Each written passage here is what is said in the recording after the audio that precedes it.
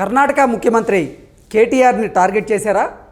Social media వేదికగా సిద్ధరామయ్య కేటీఆర్పై వ్యంగ్యాస్త్రాలు ప్రయోగించారా అంటే అవుననే సమాధానం ఇస్తున్నారు కొంతమంది రాజకీయ విశ్లేషకులు. ఇక ఇదే అంశానికి సంబంధించి మనతో మాట్లాడేందుకు ప్రముఖ సీనియర్ జర్నలిస్ట్, ప్రముఖ రాజకీయ విశ్లేషకులు సిఎస్ రావు గారు మనతో ఉన్నారు. సార్తో మాట్లాడదు. Sir hi sir. Hello Krishna. Sir, Karnataka ముఖ్యమంత్రి కేటీఆర్ని టార్గెట్ చేశారా? సోషల్ మీడియా వేదికనిగా చేసుకొని కేటీఆర్ పైన సిద్ధరామయ్య వ్యంగ్యాస్త్రాలు ప్రయోగించారా? అంటే వ్యంగ్యాస్త్రాలు కాదు, ఆడుకుంటున్నాడు కేసీఆర్ని. కర్ణాటక ముఖ్యమంత్రి సిద్ధరామయ్య సోషల్ మీడియా వేదిక చేసుకొని మాజీ మంత్రి కేటీఆర్ని ఒక ఆట ఆడుకుంటున్నారు. ఎందుకు ఆడుకుంటున్నారంటే అసలు నువ్వు ఎందుకు ఓడిపోయా అర్థం కావట్లేదు నీకు. నువ్వు ఓడిపోవడానికి కారణమే నీ ఫేక్ వీడియోలు, ఫేక్ మెసేజ్లను. సో బీజేపీ వాళ్ళు క్రియేట్ చేసినటువంటి ఫేక్ వీడియోలని నువ్వు ప్రమోట్ చేసేసి బీ టీమ్గా వ్యవహరించావు నువ్వు, అందుకే ఓడిపోయావు అని చెప్పారు. అంటే ఇప్పుడు కూడా నీకు అర్థం కావట్లేదా అని చెప్పి ఆయన వ్యంగ్యాస్త్రాలు, సెటైర్లు వేస్తూ ఒక ఆట సోషల్ మీడియాలో మాజీ మంత్రి కేటీఆర్ని ఆడుకుంటూ ఉన్నటువంటి పరిస్థితి. ఎందుకు సిద్ధరామయ్య గారు అసలు కేటీఆర్ని ఇంత ఆట ఆడుకోవడానికి కారణం ఏంటి? ఇంత ఆట ఆడుకోవడానికి ప్రధాన కారణం ఏంటంటే ఎన్నికల సమయంలో కేటీఆర్ కొన్ని దుమ్మెత్తి పోశారు. కర్ణాటక నుంచి వచ్చేటువంటి వాళ్ళ మీద ఒక దుమ్మెత్తి పోశాడు. కర్ణాటకలో ఉచితాలు ప్రకటించేసి అక్కడ అధికారంలోకి వచ్చారు, కానీ అక్కడ ఇంప్లిమెంట్ కావట్లేదు. ఉచిత విద్యుత్ అన్నారు, అక్కడ ఉచిత విద్యుత్ కనీసం 2 గంటలు కూడా ఇవ్వట్లేదు, అంటే పవర్ కట్స్ ఉన్నాయని చెప్పి ఒక విమర్శ చేశారు. విమర్శ చేస్తూ దానికి సంబంధించినటువంటి ప్రచారాన్ని సోషల్ మీడియా వేదిక చేసుకుని విక్రాంత్ అని అతను ఉన్నాడు. అతని పేరుతోటి ఆయన ఏమేమి హ్యాండిల్స్ చేశారు, అతని పేరు పైన ట్విట్టర్ వేదికలు, ట్విట్టర్ హ్యాండిల్లో ప్రచారం చేశారు కొన్ని ఫేక్ సమాచారాన్ని. ఏంది, తెలుగు స్క్రైబ్ అనేది హ్యాండిల్ నుంచి అలా చేశారు. తెలుగు స్క్రైబ్ హ్యాండిల్ నుంచి అతను తీసుకెళ్ళి అరెస్ట్ చేశారు. ఇప్పుడు కర్ణాటకకు సంబంధించిన పోలీసులు వచ్చి తెలుగు హ్యాండిల్ అడ్మిన్ ఎవరైతే ఉన్నారో విక్రాంత్ రెడ్డి, అతను తీసుకెళ్ళి అరెస్ట్ చేశారు. ఎందుకంటే ఫేక్ వీడియోస్ పెట్టినందుకు. అప్పుడు ఫేక్ వీడియోస్ ఏం పెట్టారు, డీకే శివకుమార్ ఉన్నాడు. DK Shivakumar deputy CM, Karnataka deputy CM. ఆ కర్ణాటక డిప్యూటీ సీఎం అదేదో కంపెనీని, ఫాక్స్ఫోన్ అనే కంపెనీని మాకు రావాలి తెలంగాణకు వద్దని చెప్పి ఏదో లెటర్ రాసినట్టు ఒక ఫేక్ లెటర్ డీకే శివకుమార్ రాసినట్టు ఒక ఫేక్ లెటర్ని సృష్టించి ఈ తెలుగు స్క్రైబ్ హ్యాండిల్లో దాన్ని పోస్ట్ చేశారు. సో అందుకని చెప్పి ఇప్పుడు అతన్ని అరెస్ట్ చేశారు. కర్ణాటక పోలీసులు వచ్చి అరెస్ట్ చేసి ఇప్పుడు వెరిఫై కూడా చేసుకోకుండా చేయడం జరిగింది. సరే, అప్పుడు అబాస్ పాలయ్యారు. సరే, ఈ తెలుగు స్క్రైబ్ హ్యాండిల్ అడ్మిన్ నుంచి అరెస్ట్ అయ్యాడు అతను.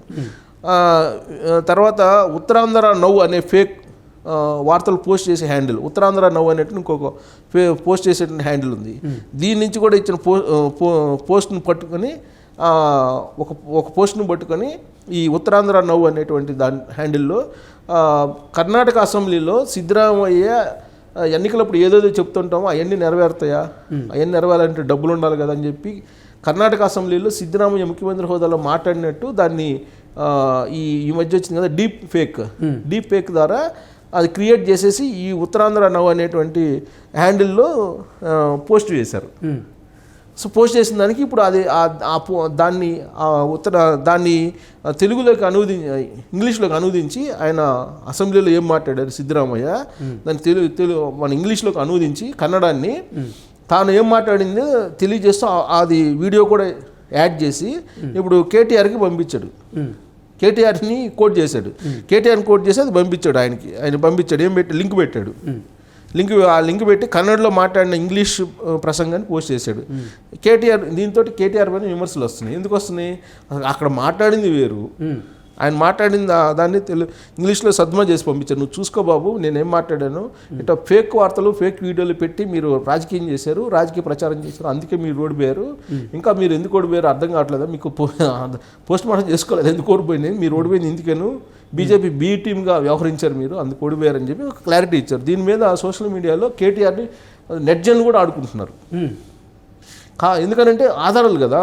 ఇప్పుడు అప్పుడు డీకే శివకుమార్ ఫేక్ లెటర్ని పోస్ట్ చేసినటువంటి అతన్ని అరెస్ట్ చేశారు. తెలుగు స్క్రైబ్ హ్యాండిల్ నుంచి హ్యాండిల్ అడ్మిన్ అతను, తెలుగు స్క్రైబ్ హ్యాండిల్ అడ్మిన్ అతన్ని విక్రాంత్ అని అతన్ని అరెస్ట్ చేశారు. విక్రాంత్ రెడ్డి విక్రాంత్ రెడ్డి అనుకుంటా. అతనేమో ఇక్కడేమో బీఆర్ఎస్కి, అక్కడేమో వైఎస్ఆర్ కాంగ్రెస్ పార్టీకి సపోర్టర్ అయినా. ఈ తెలుగు స్క్రైబ్ అనేది. ఓకే. ఎప్పుడు వీళ్ళకి బీఆర్ఎస్కి అనుకూలంగా, వైఎస్ఆర్ కాంగ్రెస్ పార్టీకి అనుకూలంగా న్యూస్ చూస్తుంటుంది, పోస్టులు కూడా పెడుతూ ఉంటారు.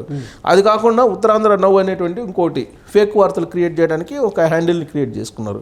సో ఈ రెండింటి ద్వారా ఫేక్ వార్తలను పోస్ట్ చేస్తున్నారనేది కర్ణాటక పోలీసులు ఐడెంటిఫై చేశారు. కర్ణాటక పోలీసులు ఐడెంటిఫై చేసి ఎన్నికలప్పుడు ఏమేమి ఫేక్ వార్తలు ఈ ఫేక్ హ్యాండిల్స్ ద్వారా, ఫేక్ అకౌంట్ల ద్వారా పోస్ట్ చేశారు అనేది ఐడెంటిఫై చేసి స్క్రూటినీ చేసేసి కొంతమందిని అరెస్ట్ చేసింది కర్ణాటక పోలీసులు. సో ఆ సందర్భంగా కేటీఆర్ని ఉటంకిస్తూ, బాబు నువ్వు చేసినటువంటి పని ఏంటి అనేది ఇప్పుడు సిద్ధరామయ్య ముఖం మీద కొట్టినట్టు సోషల్ మీడియా వేదికగా కేటీఆర్కి చెప్పడం జరిగింది. సో ఆయన చేసింది ఏంటంటే ట్విట్టర్లో ఉత్తరాంధ్ర నవ్ అనే దాంట్లో హామీలు ఇచ్చే ముందు లెక్కలేసుకోరా అని తన ట్వీట్లో ఘాటుగా ప్రశ్నించారు. ఎప్పుడు సిద్ధరామయ్యని. అప్పుడు ఎవరు? కేటీఆర్. ఎన్నికల్లో ఓట్ల కోసం ఏదో అనుకోండి, అది ఇస్తాం ఇది ఇస్తాం అంటాము, అంత మాత్రాన్ని అన్నీ ఫ్రీగా ఇవ్వాలా, మాకు ఇవ్వాలనే ఉంది మాకు కూడా, అయితే డబ్బులు లేవు అని కర్ణాటక అసెంబ్లీలో సిద్ధరామయ్య అన్నట్లుగా పోస్ట్ పెట్టారు. దానికి కేటీఆర్ నేరుగా అది చూసి కేటీఆర్ నేరుగా సిద్ధరామయ్య పైన విమర్శలు గుప్పిస్తూ ట్వీట్ పెట్టారు అప్పుడు. సో అది పెద్ద దుమారం రేపింది. ఆ దుమారం రేపినటువంటి క్రమంలో ఇప్పుడు ఎన్నికలు అయిపోయి తెలంగాణ ప్రభుత్వం, కాంగ్రెస్ పార్టీ వచ్చిన తర్వాత ప్రభుత్వంలోకి అసలు విషయాన్ని మొత్తం ఆధారాలతో సహా బయటపెట్టారు. బయట పెడితే ఫేక్ వార్తలు క్రియేట్ చేయడం, ఫేక్ వీడియోలు పోస్ట్ చేయడం, ఫేక్ న్యూస్ని బేస్ చేసుకుని ప్రచారం చేయటం, ఇవన్నీ చేశారు కాబట్టే బీఆర్ఎస్ పార్టీ ఓడిపోయింది అని చెప్పి ప్రూవ్ చేసింది కర్ణాటక ప్రభుత్వం, కర్ణాటక పోలీసులు. సో ఇది నెట్జన్లు చూశారు. కర్ణాటక సిద్ధరామయ్య పోస్ట్ చేసినటువంటి పోస్టులు, అలాగే అంతకుముందు కేటీఆర్ చేసినటువంటి ప్రచారం సోషల్ మీడియా వేదికగా, ట్విట్టర్ వేదికగా కానీ ఇతరత్ర సోషల్ మీడియా వేదికల మీద కేటీఆర్ చేసినటువంటి దుష్ప్రచారం, వీటన్నిటినీ ఒకచోట చూస్తున్నటువంటి నెట్జన్లు కేటీఆర్ని ఆడుకుంటున్నారు. ఇంత ఫేక్ ప్రచారమా, ఇంత ఫేక్ వీడియోలు పెడతారా, ఇంత ఫేక్ మెసేజ్లు పెడతారా అని. పైగా ఇంకోటి, కర్ణాటక నుంచి వచ్చినటువంటి నేతలందరినీ కూడా బీఆర్ఎస్ పార్టీ విమర్శించింది. సో అక్కడే ఇవ్వలేకపోతున్నారు, అప్పుడు హామీలు ఇచ్చారు, మీరు ఉచిత బస్సు ఇచ్చారు, అక్కడేమో లేడీస్ని తన్నుకునేలాగా చేశారు, ఉచిత బస్సు ప్రయాణ సౌకర్యం పెట్టి, ఉచిత విద్యుత్ అని చెప్పేసి కరెంట్ లేకుండా చేస్తున్నారు, అంత చీకటిమయం చేశారని చెప్పేసి మహబూబ్ నగర్ బోర్డర్లో, కర్ణాటక సరిహద్దుల్లో కొంతమంది కర్ణాటక రైతులను తీసుకొచ్చి అక్కడ ధర్నా కూడా చేయించారు. కానీ వాస్తవం అది కాదు. కర్ణాటకలో ఉండే పరిస్థితి, వాస్తవ పరిస్థితి అది కాదు. వాస్తవాలకు భిన్నంగా కేటీఆర్ ప్రచారం చేశాడు. ప్రచారం చేయడానికి తగ్గట్టు ఫేక్ న్యూస్ని క్రియేట్ చేశారు, ఫేక్ వీడియోస్ని క్రియేట్ చేశారు. సోషల్ మీడియా వేదికగా వాటిని పెట్టేసి సిద్ధరామయ్యకు ఉన్నటువంటి ఇమేజ్ని డ్యామేజ్ చేసేటువంటి ప్రయత్నం చేశారు. అందుకే సిద్ధరామయ్య ఒక సమయం పాటించి ఎన్నికల అయిపోయేంత వరకు కూడా కాముగా ఉండి, ఆ తర్వాత కర్ణాటక పోలీసులకు అప్పచెప్పి అసలు విషయాన్ని బయట పెట్టేశారు. అసలు విషయాన్ని బయట పెడితే ఈ మొత్తం ఫేక్ ప్రచారం బీఆర్ఎస్ పార్టీ చేసింది, ఇదంతా ఫేక్ అనేది తేల్చేసింది. తేల్చిన తర్వాత అప్పుడు జనరల్గా ఏంటంటే ఎన్నికలు ముగిసిన తర్వాత ఒక రివ్యూ మీటింగ్ పెట్టుకుంటారు, ఏ పార్టీ అయినా పెట్టుకుంటుంది. అలాగే బీఆర్ఎస్ పార్టీ కూడా రివ్యూ మీటింగ్లు పెట్టుకున్నారు. రివ్యూ మీటింగ్లు పెట్టుకున్న సందర్భంగా ఏదో జరిగింది, అటు హరీష్కి ఇటు కేటీఆర్కి ఏదో జరిగింది, సీన్ కట్ చేస్తే హాస్పిటల్లో పడ్డాడు కేసీఆర్ అనేది అప్పట్లో వినిపించినటువంటి మాట. కానీ ఎందుకు ఎన్నో మంచి పనులు చేసాము, 24 గంటలు విద్యుత్ ఇచ్చాము, తాగడానికి నీళ్ళు ఇచ్చాము, 10 ఏళ్ల పాటు ఎన్నో అభివృద్ధి పనులు చేసాం, అయినా కానీ మనం ఎందుకు ఓడిపోయామని తెలియట్లేదని చెప్పి కేటీఆర్ అన్నాడు. ఆ మాటకి విరుగుడుగా ఈయన సిద్ధరామయ్య ఓడిపోయింది ఎందుకు తెలియదా, మీరు ఫేక్, మీ పార్టీ ఫేక్, మీరు ఫేక్ అనే విధంగా సిద్ధరామయ్య పోస్ట్ చేశారు కేటీఆర్కి. సో దాంతో ఇది మొత్తం హల్చల్ చేస్తూ ఉంది. వీళ్ళిద్దరి మధ్య జరుగుతున్నటువంటి కాన్వర్జేషన్ సోషల్ మీడియా వేదికగా.